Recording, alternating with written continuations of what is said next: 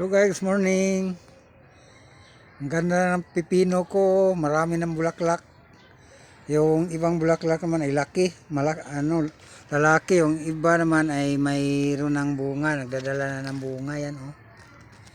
Yan, bunga na yan. Ay ito naman babae na bulaklak, ito yung lalaki, yung may bunga na. Ano ba 'yon? Tawag dito.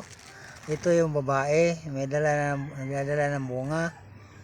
Ito yung malalaki na bulaklak. Bulaklak lang, hanggang sa bulaklak lang sila. At walang bunga.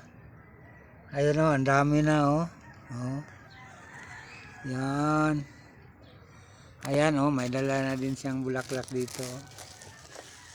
Yan, yan. Nasaan ba yun? Yan. Yan, yan.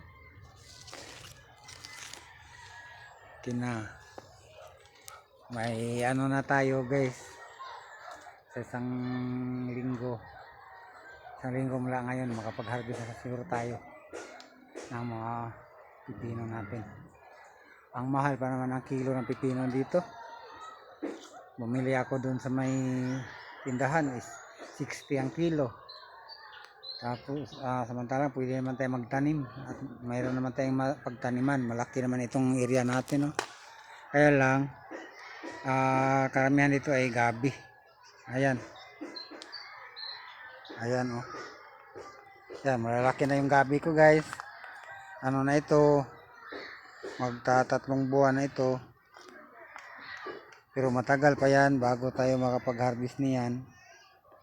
Yung pipino lang, kakaunti naman itong pipino pero okay lang. Samut-saring halaman dito guys oh. May luya, may papaya. Ayun yung papaya natin oh, may bunga na oh. Yan. Pwede na yang ilagay sa tinulang manok. Sarap ano. Wow. At dito mayroon tayong malalaki ng papaya na bunga yan oh. Malaki, pwede na yung gulayin yan.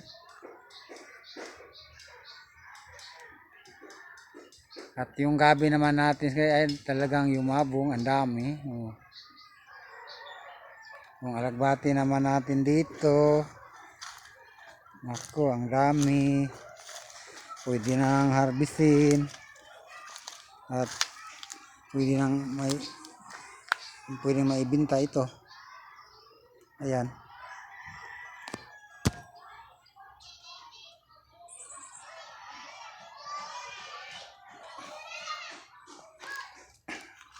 Okay guys, thank you sa panonood sa maikling video ko. Ayan. Salamat guys panonood at huwag mo kalimutan mag-subscribe guys sa aking YouTube channel. At huwag din kalimutan mag-like sa aking FB page.